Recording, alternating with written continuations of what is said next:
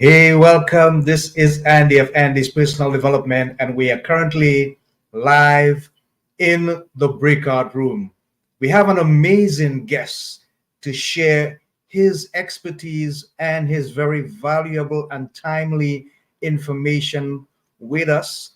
And we want you to remember our three watchwords. They are health, happiness, and prosperity. And for this specific episode, we'll be focusing on more than the health aspect of things than anything else.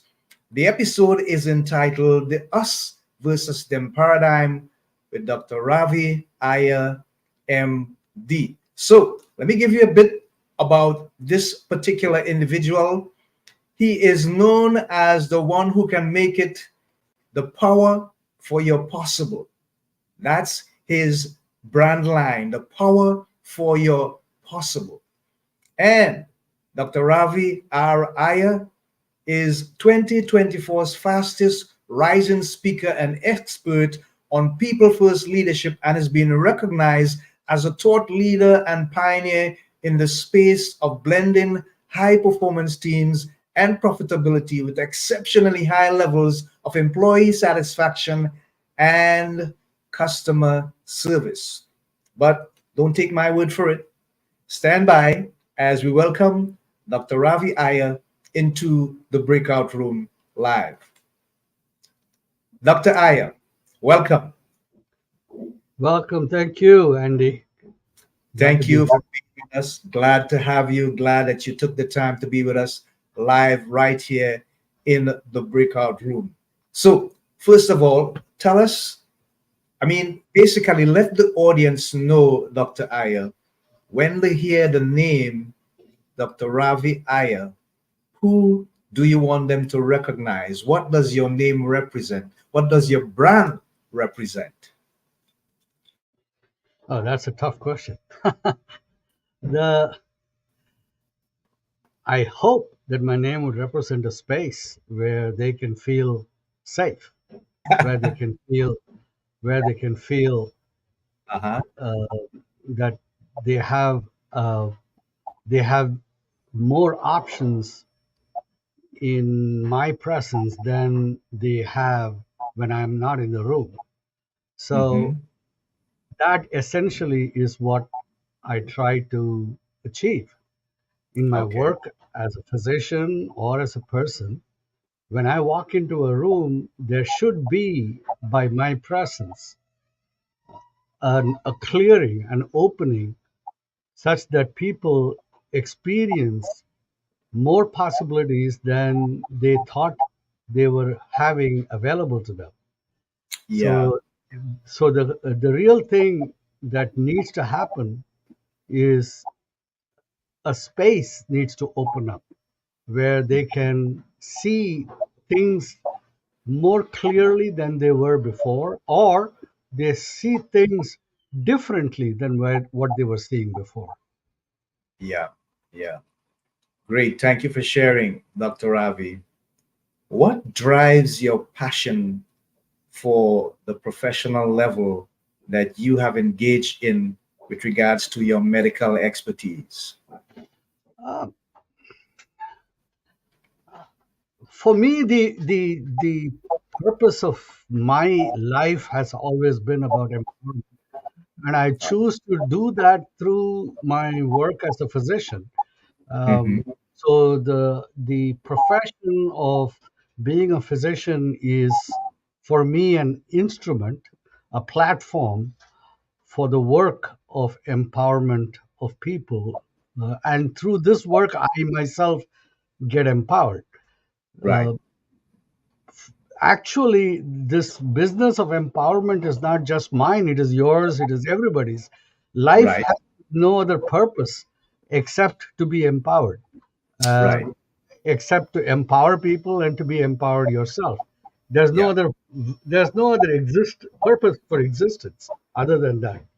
Yeah. And we do that through various methods, through various platforms, through various channels. Some people do it as an actor, some people do it As in politics, in public service, some people do it being a housewife, or just taking care of a family, and some people do it being a physician. Regardless, it is always the same thing. Mm. Yeah, great, great, wonderful. So, as you would have heard, the theme for this episode is the us versus them paradigm. I took that basically from your profile information. Yeah. When you refer to the us versus them, who can we describe as the us and who can we describe as the them? So everyone in the world individually looks at the rest of the world as them, Hmm. and looks at themselves as us. So, Okay. so us and them are nothing other than us, all of us. Okay. Depends on which viewpoint you're sitting. Right. When you are looking out, you look at other people as them, and it's this. The problem in the us versus them is this idea that the opportunities in your life and the resources in your life are somewhat limited, and Hmm. this is the fundamental reason why people interact with life from a competition viewpoint, saying that, oh, if I don't get it now, then somebody else will take it. This opportunity will be gone forever. I won't have.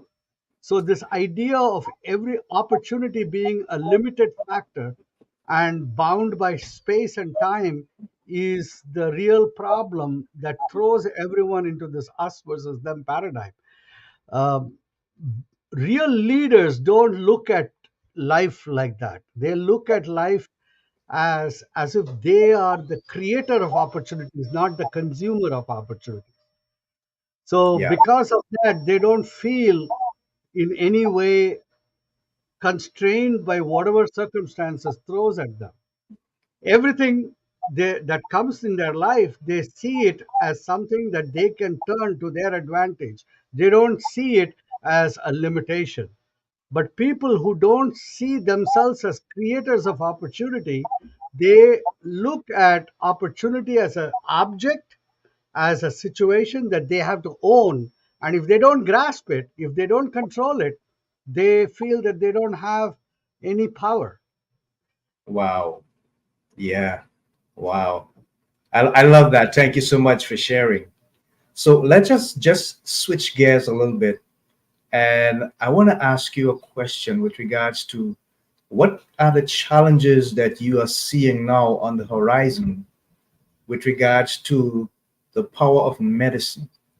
And I say that in light of the many AI platforms that seem to be surfacing all over, and people are concerned about the influence and influx of AI with regards to the way they access information and the way they get information. What are some of the challenges that you see, Dr. Iyer, with regards to that kind of technology and the basic doctor to patient reality where that connection takes place and you can actually build a relationship with that patient so much so that they actually trust you to deliver the right kind of medical support that they can get the relief that they seek? What are some of the challenges that you see happening with regards to the influence of AI now? I'm going to go back a little bit to something that a mentor of mine told me when I was training. Uh-huh. And he said, there is a difference between a physician and a technician. Okay. A technician looks at disease like a problem to be solved, Mm-hmm. and the technician looks at disease as if they cannot solve the problem, it's a win or a lose situation. A physician looks at disease as an Mm-hmm. circumstance of disempowerment. The approach of a technician is, this disease is a problem that I have to fix and I have to solve the problem. The physician Uh-huh. is not concerned about disease primarily as a problem to be solved. He looks at disease in a larger context, and that is, this disease exists and creates a situation of disempowerment. Okay. So, the purpose of a physician is always on how do I empower the patient, whether or not the disease is solved. How do I empower the patient? Mm, How do I make the patient handle this circumstance in a way that allows the patient to move forward? right. AI, no matter how powerful it is, will always be in the realm of technician. Mm, AI will bring the power of in deductive, inductive, deductive, and reasoning intellect for the solution of problems. But AI cannot empower the human being. The AI cannot make the human being feel more competent than he was before. So you can use AI like a tool, like a spanner uh-huh. and or a screwdriver to manipulate a set circumstances, Mm-hmm. but you cannot make use AI to drive the engine of humanity forward. Okay. The engine of humanity can only be driven by humans, not by AI. Right. So, Right. i- essentially, no matter how much AI comes into medicine, as long as physicians understand that AI is a tool that they can use like a screwdriver or a spanner or a plier to manipulate circumstances, and physicians understand that they still have to do the job of empowering the patient, then what will happen is AI and the physician together will reach a higher level. But if you Right. think AI is going to solve the problem, then you are going to be left with a lot of dissatisfied people at the end of the day. Wow. Yes. So the purpose, the role of a physician, no matter what you do, is always going to be from the standpoint of empowerment and service. Right. There's no other role. See, when I walk into the room, my brain is calculating various options of disease, and that is no different than AI. So my brain is an AI. Mm, But yeah. my brain does not make me a physician. Right. My ability to hold your hand and look into your eyes and calm you down and make you feel that you are heard is Yes. what makes me a physician. Right. So, my ability to reason possibilities and decide whether this diagnosis is right or that diagnosis is right does not make me a physician. That only makes me a technician. Yes. Yes. Yeah. A physician is someone who takes that technical ability and puts it in the context of human connection. Mm, And yeah. out of that connection, I validate the person in front of me. I validate his existence. I let him know that he matters, he counts. He is not a heartbeat. He is not a, a, a bodily function. He is not uh, a, a mechanism of excretion, or he is not just a pair of lungs. He is a human being who is bigger than the sum of the parts. Wow. Yes. I So love that. Yes. Go ahead.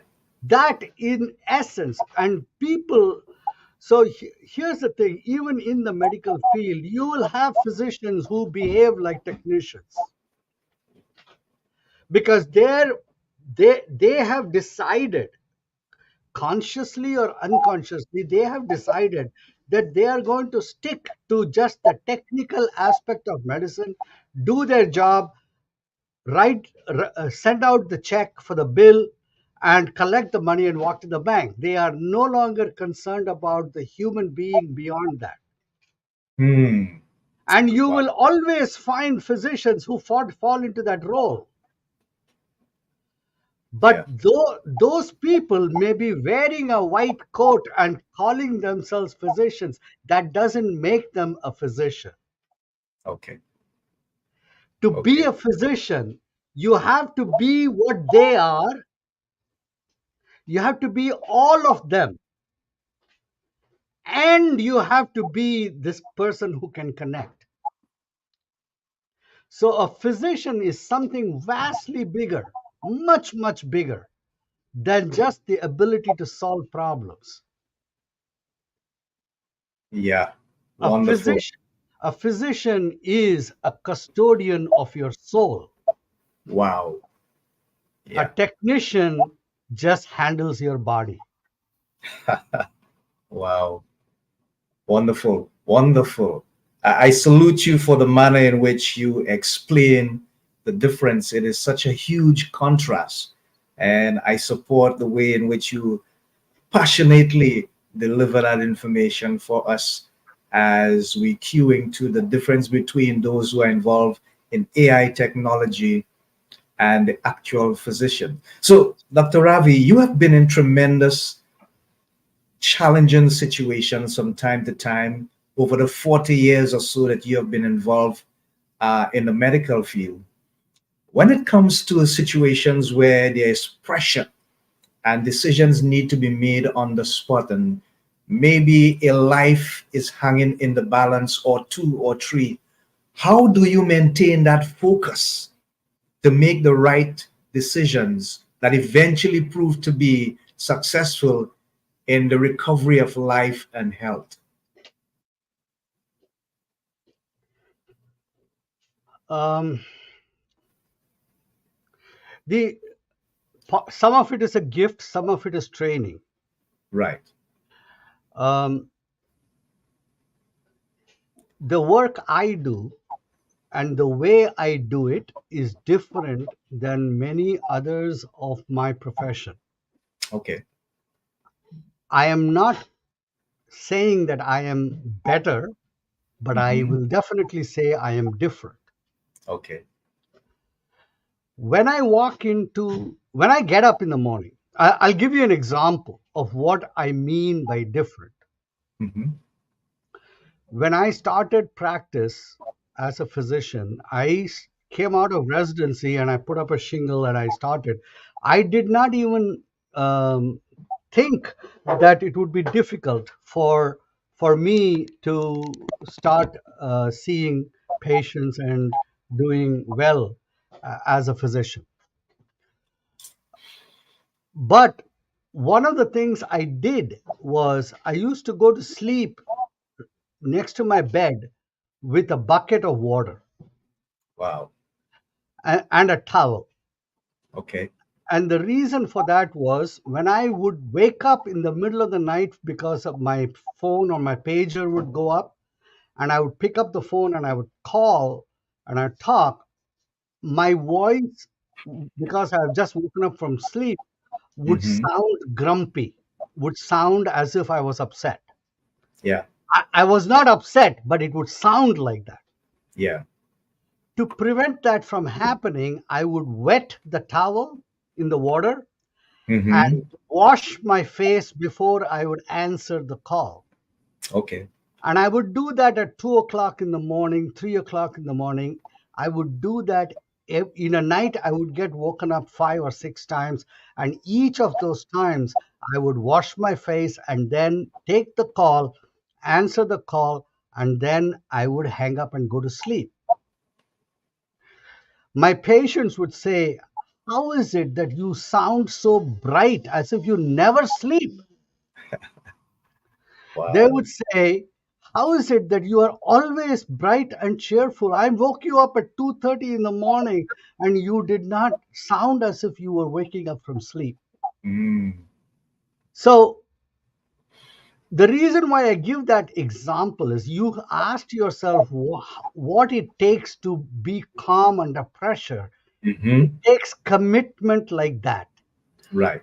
It takes commitment to your patient, to that whatever that you are giving to the patient, it has to be your best. Right. You there is not there's nothing that you do for the patient that matters less than anything of your own comfort. Mm. So if you approach the practice of medicine with that attitude, then pressure does not exist. Right. Because when you're in front of the patient, you are you don't exist. Your sleep doesn't matter, your Mm. body doesn't matter, you don't exist. And when you don't exist, there is no pressure. Okay. There is only the situation in front of you. Right. Right. Right. Wow. See, and this is what happens in the best of all the fields. When Michael Jordan is playing basketball, he does not experience pressure. Ah. Yeah. The people on the sideline watching him and who are placing bets on whether he is going to make that basket or not are experiencing pressure. Right. But he only experiences the space the moment he experiences the opponent and he experiences the ball. He does not experience pressure. Yeah. That's Wow. what I mean. When you are in the game and you are approaching it from the point of view where nothing about you matters, only the person in front, the job matters more than everything about you, then Yeah. there is no pressure. Right. There is only performance, no pressure. Yeah. I love that. I love that. I love that. I love that. Wonderful. So I want to switch gears a little bit again, and I looked at some of your videos and I found it very, very intriguing with regards to the writing. And I want to just share with the audience a copy of your book. It is entitled The Reaper's Dance 1000 Days of COVID by Dr. Ravi R. Iyer, MD. Tell us a bit about this publication, Dr. Iyer, as we look at the front cover here. Um, this book is a chronicle of what we handled during the COVID pandemic from Hmm. March 2020 through, I would say, July of 2022. Okay. The book itself came out of a conversation on Thanksgiving of 2022, Hmm. where we were talking about the pandemic and the lessons of the pandemic and so on and so forth. And someone said that, you should write your story. And I thought Yeah. about it, and the idea kind of grew in strength. And I decided to write. I started writing December 10th, and about 61 days later, February 11th, I finished writing the book. Um, it the words just flowed. There are books on the pandemic, several of them. They all write about the science of the pandemic, Hmm. the science of the virus. I also Hmm. talk about it, but my book was more about the human impact, the stories of various, and there are several stories of patients in that book, and they're all true. They're all patients that we had to take care of. I changed Yeah. their names, made it fictionalized their names a little bit, so that Yeah. privacy is maintained, but they are true stories. And the pandemic brought out the best and the worst in humanity. Yeah. Um, it unmasked the character of people when death comes to your door and decides to say, okay, you want to dance with me, come on, let's see what kind of person you are that you can dance with me. Oh, And and then the character of your character becomes revealed. wow. uh, so the Reaper's Dance is about that. Right. uh, and it is about the lessons. It is about hope. It is about despair. It is about tragedy. I can There is a passage that I will read. It is so deeply embedded in my mind that I can recite it from memory. Yes. It's in chapter 4. It is called ICU bed number 5. Uh-huh. The woman lies in the bed. Hmm. The nurse adjusts the drapes. You can barely see her. She is buried almost beneath the flexible tubing of the ventilator and the intravenous tubes. A soft Bluetooth speaker plays a playlist. The ventilator motor hiss fills the room. But the woman in ICU bed number 5 does not hear this. She is sedated, deep under a propofol induced sleep, unconscious of the disease that has ravaged her body, that is ravaging her body.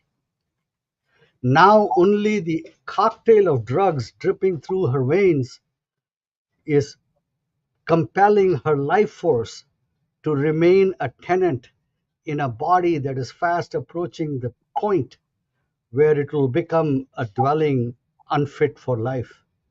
Hmm. I have been this woman's doctor for many years. She did everything right. She covered her, masked up, covered her face, stayed away from crowds. She followed my instructions to a T. Her husband and her 2 children followed everything I told you. Too bad her neighbors did not. Too bad her friends did not.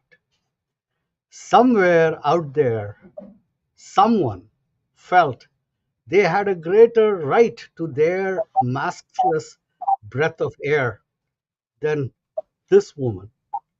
Hmm. And so, this beautiful 48-year-old young mother is going to have to give up her right to all her breaths.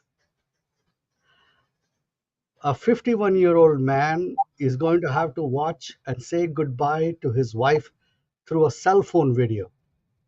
Wow. And a teenage son and daughter will grow up to old age without the breath of a mother fanning their cheeks. Hmm. Yeah. That's a passage from the book. That's deep. That's deep. That's profound and deep. Wow. It leaves you to really think and go back down memory lane and reflect, Dr. Iyer, on how this particular pandemic, as you would have alluded, created the opportunity for some of us to be at our best and for some of us to be at our worst, but also to recognize how very vulnerable our human existence is and how much we should put so much more value on life, on existence, on sustaining and maintaining health. And even though, as you said, she would have followed all the instructions, she still became a victim of that disease. Wow. Be- Our health is not in our hands. It is our health is in the collective actions of everyone. Right.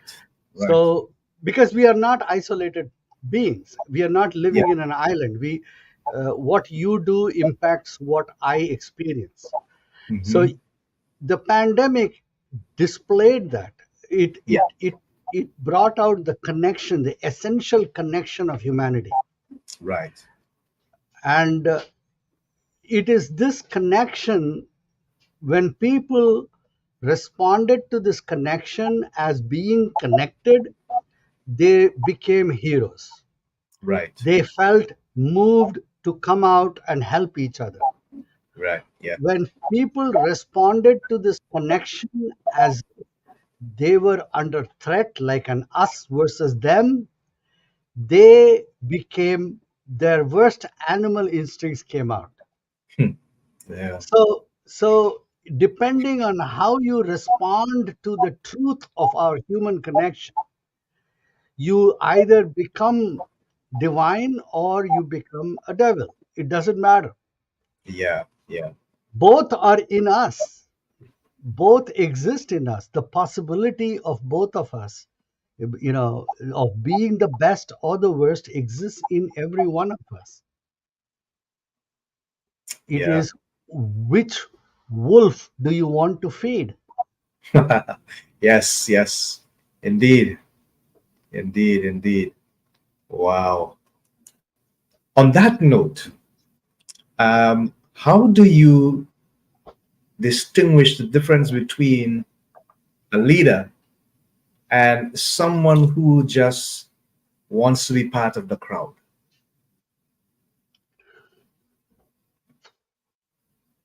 People who are called towards leadership,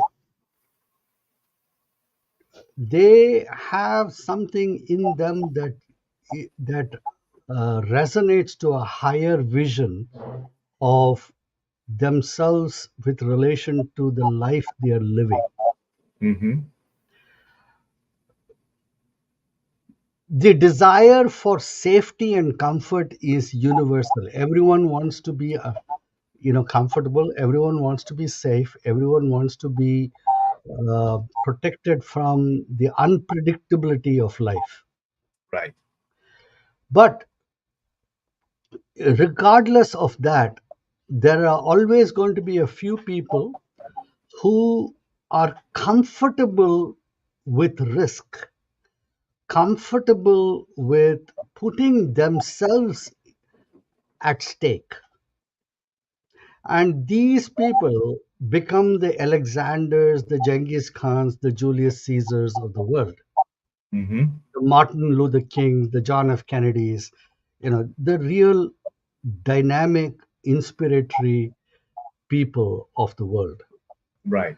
And these people, they all, if you look at their lives, whether it is Mohandas Karamchand Gandhi, or whether it is Martin Luther King or John F. Kennedy, or Roosevelt, it doesn't matter, whichever, Churchill, you will look at, they all have one grounding principle, something that they believe transcends their own life, and Mm-hmm. they hold that as precious, they hold that as more important than anything else, Yeah.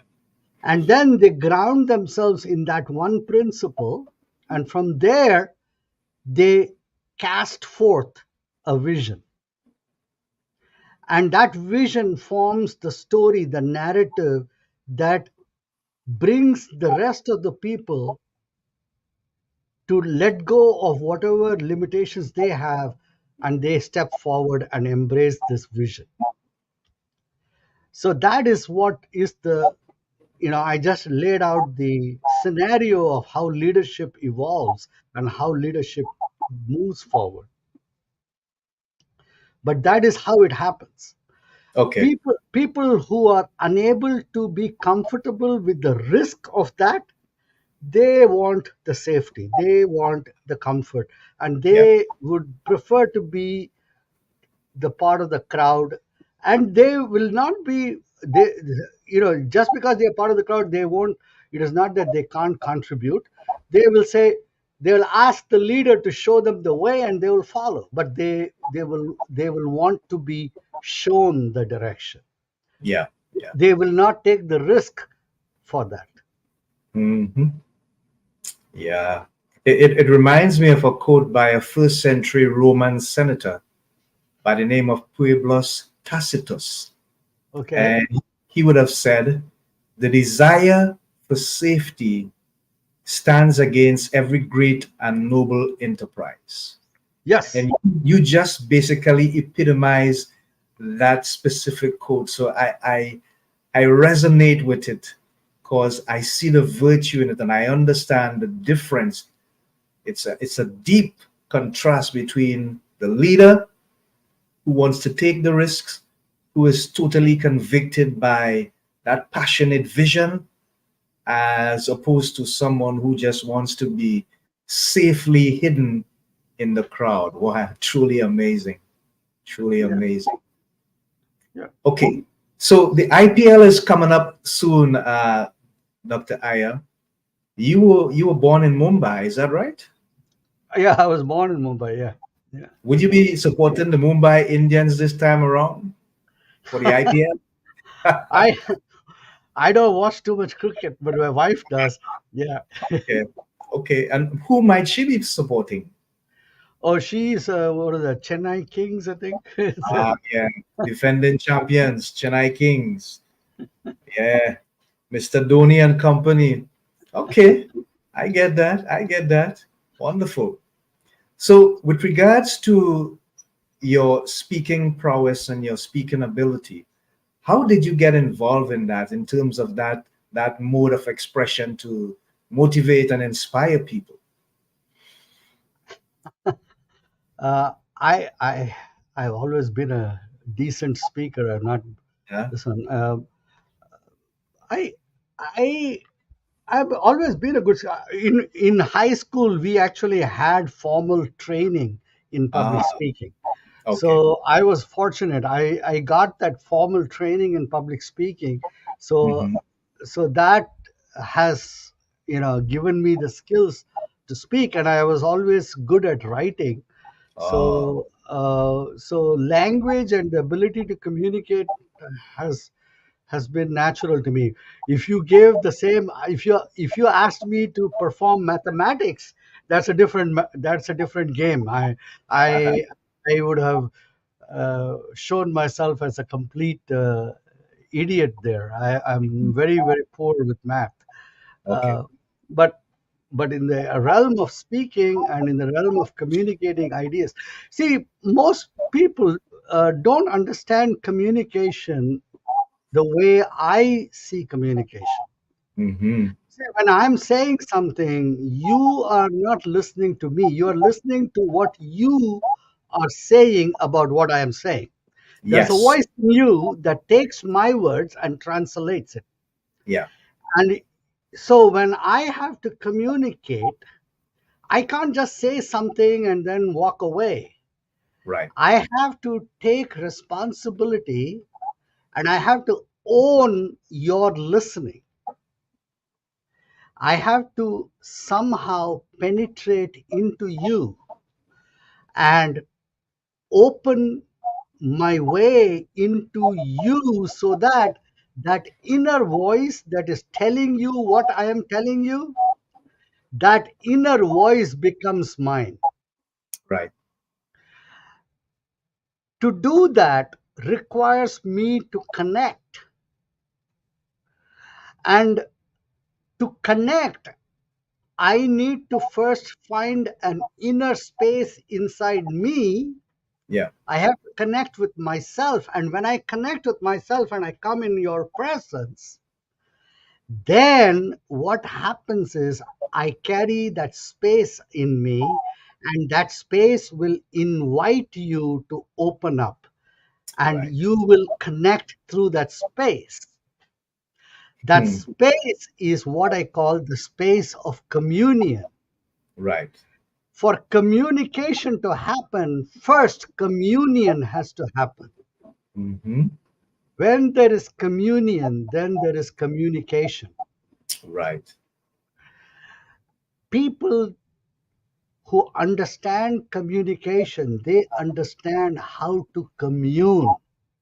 That is where the word community comes from, or Right. commune comes from. Community and commune is connection. Yeah. A group of connected people are connected by a common purpose. They are a community, they are a commune, and they communicate. When I get up on stage and I have an audience before me, that audience is my community. I have to connect with them. Mm-hmm. And I connect with them by creating a space which is safe for them to enter. Right. And when they enter that space, automatically we are a commune and we can now communicate. Yes.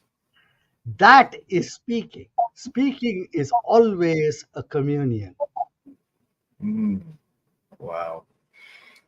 Okay, great. So we've been listening to Dr. Ravi Iyer, MD, a wonderful exponent of speaking, public speaking, and also someone who has been in the medical profession for over 40 years in his area of expertise. We will go now for a quick break, maybe about 27 or 30 seconds, and we'll be right back to wrap up with Dr. Ravi Iyer, MD. Stand by. FindRadioGuest.com, the place to click to find guests to interview for free. And if you're a radio show booker, podcaster, talk show host, or television producer, then this is the place to get podcasts and radio interviews or promote your books and products as a guest expert sponsor. FindRadioGuest.com. Check it out. Yeah, so we are right back here live in the breakout room with Dr. Ravi Iyer, and he has shared a wonderful amount of information, transformation information, inspirational information with regards to his medical field, as well as his passion for writing and also his passion for speaking. Dr. Iyer, what do you see as the greatest challenge for humanity today? The greatest challenge of humanity is for human beings to understand that they are not powerless, Mm, that they have immense power available to them. They yeah, just need to understand that it is they who have to wield it. They have to recognize that. yes. So, right, see,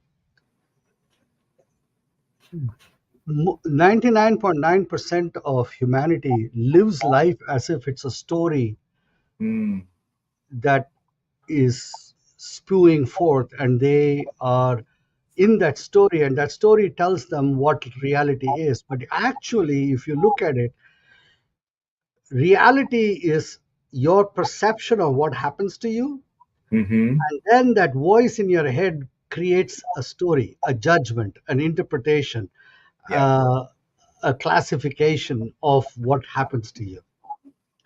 Every moment, reality is hitting your five senses. Photons are striking your retina to give you images. Mm-hmm, Wind is striking your eardrum and gives you sound. right. Molecules are drifting up your nose and hitting your olfactory nerves and giving you sense of smell. Yeah. Molecules are falling on your tongue and giving you taste. Other molecules are striking your skin and they give you touch. Out of these impacts produce your life for you. They Yeah. produce the events of your life. The events of your life are nothing more than impacts. They are impacts of molecules hitting your sense organs. Mm-hmm, Then you construct a meaning out of those impacts. You construct a story.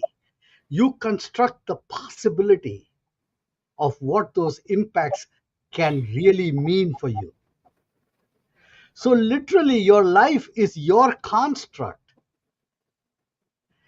The problem is we don't know how to separate our perception of these impacts from the operating mechanism that creates the construct. But these two are not connected inseparably, they can be separated. mm-hmm, And when you can separate them, you suddenly realize that the awareness of your impact, the various awareness of the events of your life is just pure and silent. It is without any interpretation. You can stand in the eye of what I call the sensory cyclone of life, where all these stories, these constructs are spinning around you, and you are standing there in the center, just seeing it. And at Mm, that point, you can choose which story you want to pay attention to, right. and Right. you can change the direction of your life based on that. Doesn't matter what your past story has been, you can flip it on a dime, you can flip your story. Yeah. That's powerful. That's deep and that's powerful. And if you understand how to do that, you can do it, and you suddenly realize that you are a true creator of life. Okay. You can choose to create anything you want in your life on an instant. You are Mm, no longer a victim of circumstances waiting to only consume life. You are uh, now a creator of life. You are no longer a hoarder. You become a steward. See, okay. people live life as if what I call the not enough life. They say, "Oh, I don't have enough time, no, not enough money, not enough health, not enough love, not enough friends, not enough wealth." It's always not enough this, not enough that, not enough, not enough, not enough. Mm, But that is because they don't see themselves as creators of their story. They see right. themselves as consumers of their story. Mm, yeah. All right. Right. So, because they are consumers of their story, this particular story, which they love so much, they got to capture it now. Otherwise, it's gone. Somebody else will take that story. Right. Mm, Or, so as a result, they feel that they have to run, run, run, run all the time. They yeah. feel that is they will run out of time if they don't get it now. If they don't succeed this very instant, it'll never come their way. Hmm. See, that is the fallacy. That is what I call the poverty mindset. See, Mm, the idea that you don't have enough is a poverty that can't be filled. right. No matter what you give, you still won't have enough. Exactly. Very, So very, very. that is coming out of the fact that you don't feel that you can create your opportunities. Yes. Yeah. You feel that you can only consume opportunities as they come to you. Mm, wow. And nobody spends time teaching people how to stand in the grounded silence of their own awareness such that they can see the stories of their life spinning around them. Yeah. And once you understand how to do that, you can then choose, oh, this story is mine to have. Today, Mm, I will play this story. Tomorrow, I will play something else. right. And you will give up a story that was dominating 20 years of your life without any regret. You will flip the story on a dime. You will walk through life like an emperor, and you will be able to say goodbye to 20 years of effort and say bye, I don't need you anymore. I Yeah. got a new life ahead. And you Right. will walk away just like the way you would change one life and get born into a new one, like that every day, overnight. Anytime you choose, you'll change your story. Hmm. Wow. it Wonderful. is Wonderful. Yeah. It is a life of incredible lightness of being. You can walk through life as if you dance in the rain. Yes. Wow. Wow. I have another quote that comes to mind. I can't remember exactly who said this, Dr. Iyer, but it goes like this. I am not who I think I am. I am not who people think I am, but I am who I think people think that I am. And that sounds so much like what you're saying because Instead of being proactive, we are being reactive. Instead of being a producer, we are becoming a consumer. And There's therefore, when that one step. happens, There's you, one step more in that quote. yes, I am, and that's uh-huh, it. yes, that's right. Full stop. Everything else is just an addition. Right. And I don't need anything else to make me who I am. Correct. Wonderful, wonderful. So we have gone over a little bit of the time, but I want you to now, as we're closing, I want you to just tell those who may be hearing this sometime in the future that are planning to be doctors. They're looking to take up this as a profession, leaders, speakers. What advice would you give them that would help them to have the right kind of mindset as they approach this cherished career?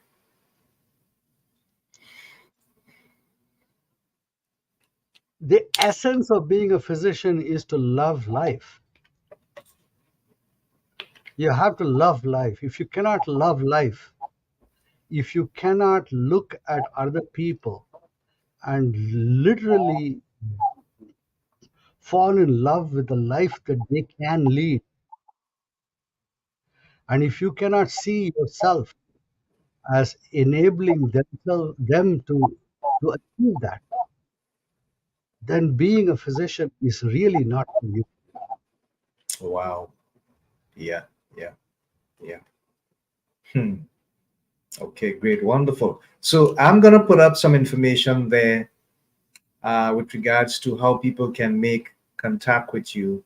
You can tell them which one is the most effective and efficient way in which they can reach out to you Um, and make contact. my website, driyer.com, is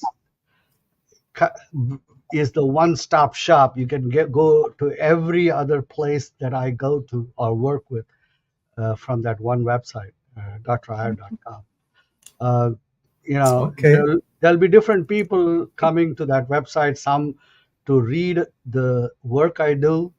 Other people may come to that website to listen to some of my talks that I have given, and a third category may come to that website to find their way to my clinics to see me as a physician, as a patient, and a fourth category may come to that website from the point of wanting me to come to their event and speak.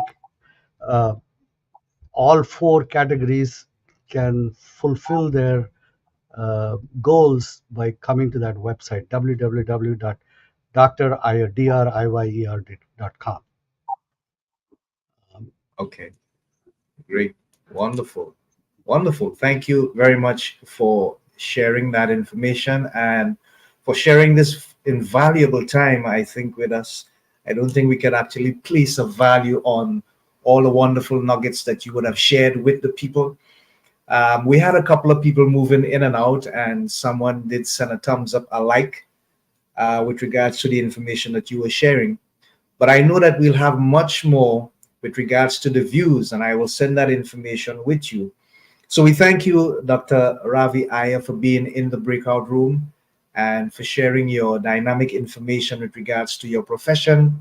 The book, um, it is entitled, wow, I want to get The Reaper's Dance. Can they get it at Amazon?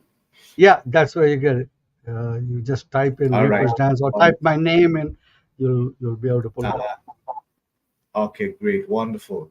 Thank you so very much. So remember the watchwords, people: health, happiness, and prosperity. And we began with basically health, but I'm sure that now we've come to the end of the program that we would have experienced happiness. And when you put those two together, it can give you the opportunity to achieve prosperity, not just with the material things, but prosperity with regards to the most innermost being involved in the valuable things of life that makes sense, that can bring hope, that can bring inspiration, and lead you to a place where you can actually make a vital contribution to the betterment of mankind. So, until next time, this is Andy of Andy's Personal Development, together with our guest, Dr. Ravi Iyer saying so long, Godspeed, God bless, Shalom, Namaste. Bye for now. Thank you.